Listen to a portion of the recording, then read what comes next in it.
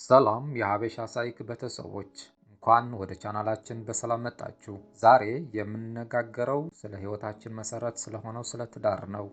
ትዳር የሁለት ሰዎች ጥምረት ብቻ ሳይሆን የቤተሰብና የማህበረሰብ ምሰሶ ነው። ይህ ቅዱስ ቁርኝት በጋራ መከባበር፣ መተማመንና ፍቅር ላይ የተመሰረተ ነው። መጀመሪያ ላይ በከፍተኛ ፍቅርና ጉጉት የሚጀመረው ትዳር ከጊዜ በኋላ በተለያዩ ምክንያቶች ፈተናዎች ሊገጥሙት ይችላሉ። ከነዚህ ምክንያቶች መካከል የዕለት ተዕለት ኑሮ ውጣ ውረድ፣ የሥራ ጫና፣ የልጆች አስተዳደግ፣ የገንዘብ ችግሮች እና የመግባባት እጦት ዋነኞቹ ናቸው። ሥራ፣ ልጆች እና ሌሎች ማህበራዊ ግዴታዎች ባለትዳሮች እርስ በርስ ጥራት ያለው ጊዜ እንዳያሳልፉ እንቅፋት ይሆናሉ። ይህ ደግሞ ቀስ በቀስ መራራቅንና የመግባባት ክፍተትን ይፈጥራል። ጥንዶች አብረው የሚያሳልፉት ጊዜ ሲቀንስ ስሜታዊ ትስስራቸውም ሊዳከም ይችላል። ሌላኛው ትዳር ሲመሰረት የነበረው የመጀመሪያ ፍቅርና ጉጉት ከጊዜ በኋላ ሊቀንስ ይችላል። ይህ ማለት ፍቅር ጠፋ ማለት ሳይሆን የፍቅር አገላለጽና የትኩረት አሰጣጥ ሊለወጥ ይችላል። ባለትዳሮች አንዳቸው ለሌላው ትኩረት መስጠት ሲያቆሙ፣ አብረው አዳዲስ ነገሮችን መሞከር ሲያቆሙ እና የፍቅር ምልክቶችን መለዋወጥ ሲያቆሙ ትዳራቸውን ደብዛዛ ሊሆን ይችላል። ትዳርን ለማጠናከር እና ችግሮችን ለመፍታት የሚረዱ በርካታ መንገዶች አሉ። ከነዚህም መካከል 7 ቁልፍ መርሆችን እንመለከታለን። እነዚህ 7 ነጥቦች መተግበር ከጀመሩ በሚቀጥሉት 30 ቀናት ውስጥ በትዳራችሁ ውስጥ ያለውን ለውጥ ማየት ትጀምራላችሁ። እስከ መጨረሻ አብራችሁን ቆዩ። የመጀመሪያው የትዳር ጓደኛችሁን ቅድሚያ ስጡ። የትዳር ጓደኛችሁን ቅድሚያ መስጠት ማለት ጋብቻችሁን የቤተሰባችሁ የጀርባ አጥንት ወይም መሰረት አድርጎ መመልከት ማለት ነው። መሰረቱ ጠንካራ ከሆነ የቀረው የቤተሰብ ህይወት ማለትም የልጆቻችሁን ደህንነት፣ የቤት ሰላም እና የግል ደህንነታችሁ ጠንካራ ይሆናል። የመሰረቱ መሸርሸር ግን ሁሉንም ነገር አደጋ ላይ ይጥላል። ሰው አባቱንና እናቱን ይተዋል፣ ከሚስቱም ጋር ይተባበራል፣ ሁለቱም አንድ ሥጋ ይሆናሉ የሚለውን የመጽሐፍ ቅዱስ መርህ በዕለት ተዕለት ህይወት መኖር ማለት ነው። ይህ መርህ የትዳር ግንኙነትን እንደ ማንኛውም የቤተሰብ መዋቅር ማዕከላዊ ምሰሶ አድርጎ ይወስደዋል። የትዳር ጓደኛን ቅድሚያ መስጠት ማለት ከሌሎች የቤተሰብ አባላት ወይም ከውጫዊ ግዴታዎች በፊት ለትዳር ጓደኛ የሚሰጠውን ትኩረት፣ ጊዜና ስሜታዊ ድጋፍ ከፍ ማድረግ ማለት ነው።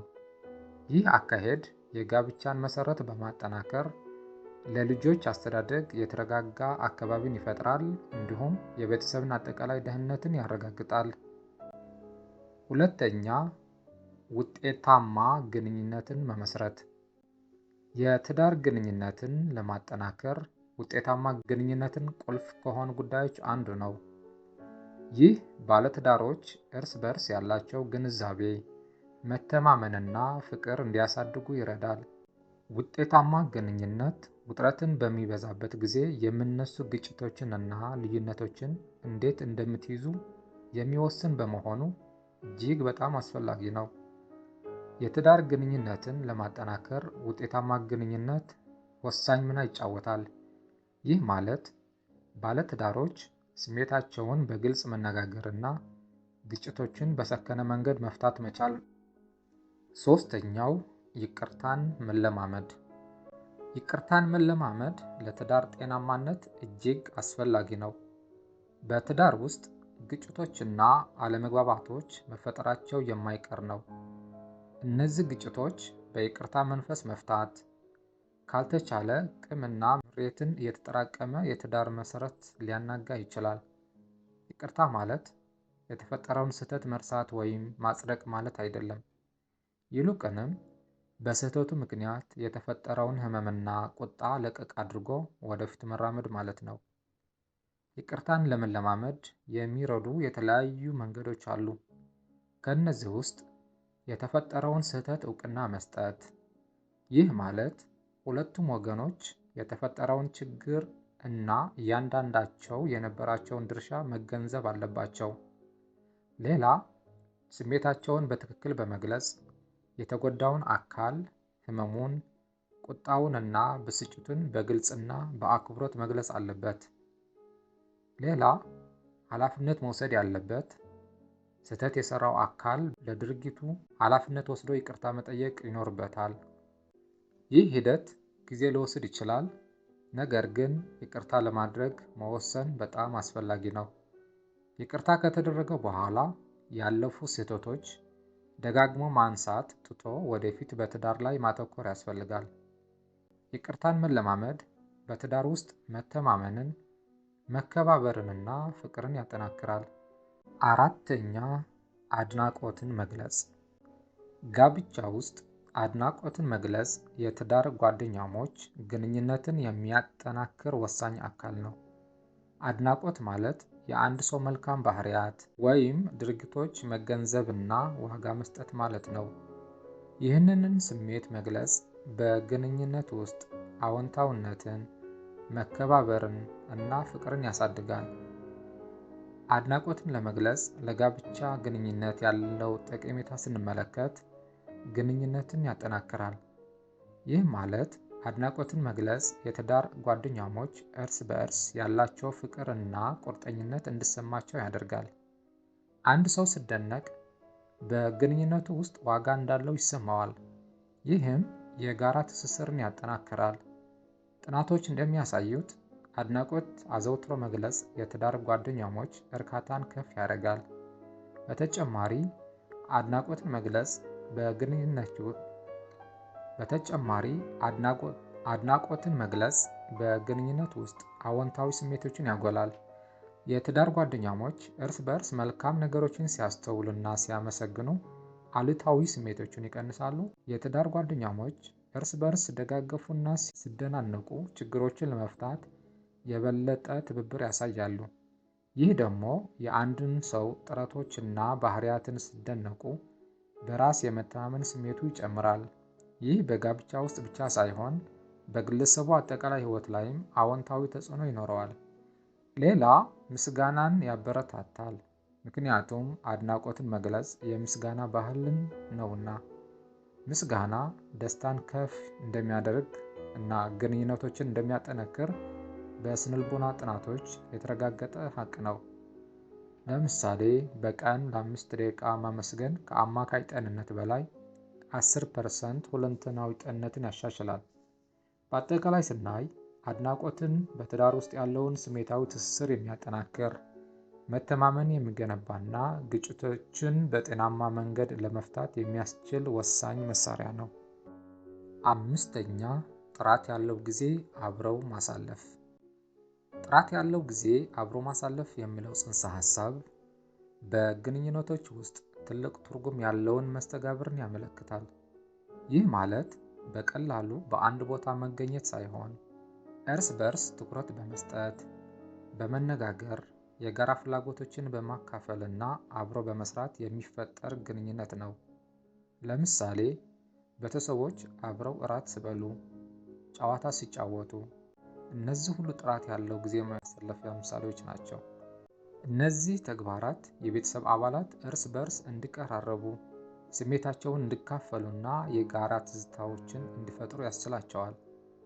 ይህ መርህ በሳይኮሎጂ ውስጥ ትልቅ ቦታ የሚሰጠው ሲሆን በተለይም በጋሪ ቻፕማን "ዘ 5 ላቭ ላንጉዌጅስ" በተሰኘው መጽሐፋቸው ውስጥ ከሚጠቀሱት 5ቱ የፍቅር ቋንቋዎች አንዱ ነው። ቻፕማን እንደሚሉት ጥራት ያለው ጊዜ ማለት ሙሉ ትኩረት መስጠት ማለት ሲሆን፣ ይህም በግንኙነት ውስጥ ያሉ ሰዎች እርስ በርስ መከባበርና ፍቅር እንዲሰማቸው ያደርጋል። ይህ ደግሞ በግንኙነት ውስጥ መተማመንን፣ መግባባትንና እርካታን ይጨምራል። በተጨማሪ ጥራት ያለው ጊዜ ማሳለፍ በልጆች እድገት ላይ ጥሩ የሆነ ተጽዕኖ እንዳለው ጥናቶች ያሳያሉ። ወላጆች ከልጆቻቸው ጋር ጥራት ያለው ጊዜ ሲያሳልፉ ልጆች የተሻለ የአካዳሚክ አፈጻጸም፣ የተሻለ ማህበራዊ ክህሎት እና ዝቅተኛ የባህሪ ችግሮችን ያሳያሉ። ይህ የሆነበት ምክንያት ልጆች ከወላጆቻቸው ጋር በሚያሳልፉት ጊዜ ፍቅርን፣ ድጋፍንና መመሪያን ስለሚያገኙ ነው።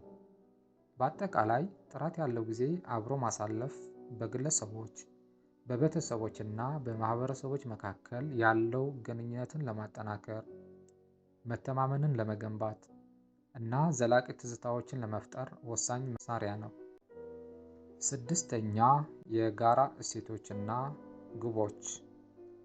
የጋራ እሴቶችና ግቦችን በትዳር ውስጥ ወሳኝ ናቸው፣ ምክንያቱም ለግንኙነቱ አቅጣጫና የጋራ ዓላማ ይሰጣሉ።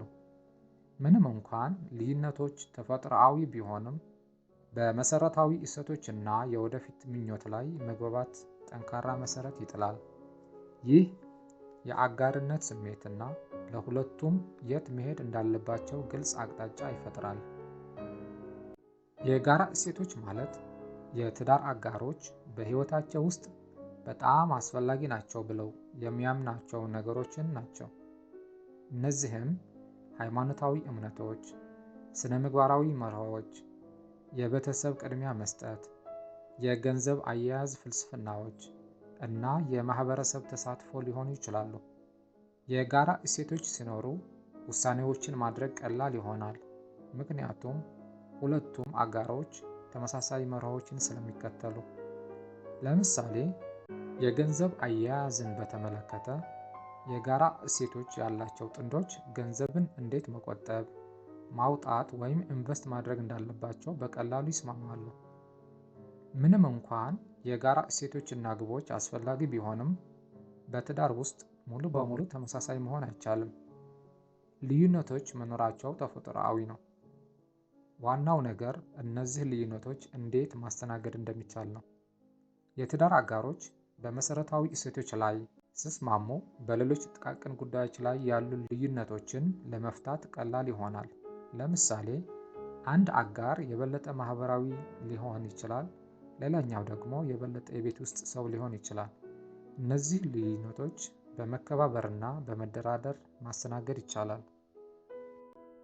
ሰባተኛ መለኮታዊ ምክርና ድጋፍን መፈለግ። የትዳር ጓደኛን ቅድሚያ መስጠት፣ ውጤታማ መግባባትና ይቅርታን መለማመድ እጅግ አስፈላጊ ቢሆንም፣ ከራሳችሁ እውቀትና ብቃት በላይ የሆኑ መንፈሳዊና ልምድ ያለው መመሪያን ያስፈልጋል። መለኮታዊ ምክር እና ድጋፍ መፈለግ ማለት ትዳራችሁን ብቻችሁን ሳይሆን ከእግዚአብሔር እና በሕይወት ከተሳካላቸው ሰዎች ጋር በመሆን እየመራችሁ ነው ማለት ነው። መጽሐፍ ቅዱስ ላይ እንደተጠቀሰው ምክር በሌለበት ሕዝብ ይወድቃል፣ ነገር ግን ብዙ አማካሪዎች ባሉበት ድል አለ በማለት ያበረታታል። ብዙ ጊዜ ችግሮች ሲከሰቱ ብቻ ሳይሆን ትዳራችሁ ጥሩ በሚሆንበት ጊዜም ቢሆን ከእርስዎ በፊት በትዳር ሕይወት ውስጥ ስኬታማ የሆኑ ጥንዶችን ምክር ማግኘት ያስፈልጋል። ብዙ ሰዎች የትዳር አማካሪን የሚጠይቁት ትዳሩን ሙሉ በሙሉ ሲፈርስ ነው። ነገር ግን የትዳር አማካሪ መፈለግ የጥንካሬ እንጂ የድክመት ምልክት አይደለም። ስለዚህ ግጭቶች መቆጣጠር በማይቻልበት ደረጃ ከመድረሳቸው በፊት የባለሙያ እርዳታ መፈለግ፣ መንፈሳዊ ሕይወታችን ማጠናከር፣ ከእግዚአብሔር ጋር ያለን ቁርኝት ማቅረብ ያስፈልጋል ማለት ነው። ይህ ለትዳራችን መጽናት ትልቅ አስተዋጽኦ ያደርገዋል። የራሳችን ስራዎች እንዳሉ ሆነው ከእኛ በላይ የሆኑ እኛ መፍታት የማንችላቸው ነገሮች ድጋፍን መጠየቅ በጣምም አስፈላጊ ነው። እንግዲህ ውድ የሀበሻ ሳይክ ቤተሰቦች እነዚህ መርሆዎችን በሕይወታችሁ ውስጥ ተግባራዊ በማድረግና ፍቅራችሁን በማጠናከር የወደፊት ሕይወታችሁን በደስታ መገንባት ትችላላችሁ። ትዳር የማያቋርጥ ጥረትና ቁርጠኝነትን የሚጠይቅ ጉዞ ነው። ይሁን እንጂ በትክክለኛው መሰረት ላይ ከተገነባ እጅግ በጣም የሚያረካና አስደሳች ሊሆን ይችላል። አሁን ውሳኔው የእናንተ ነው። ሀሳባችሁን በኮመንት ሴክሽን ላይ ያካፍሉኝ። ቪዲዮውን ከወደዳችሁት ላይክ ማድረግ እንዲሁም ለትዳር ጓደኞቻችሁን ሼር ማድረጋችሁን አትርሱ። ለተጨማሪ ጠቃሚ የትዳር ምክሮችንም ሰብስክራይብ በማድረግን አይርሱ።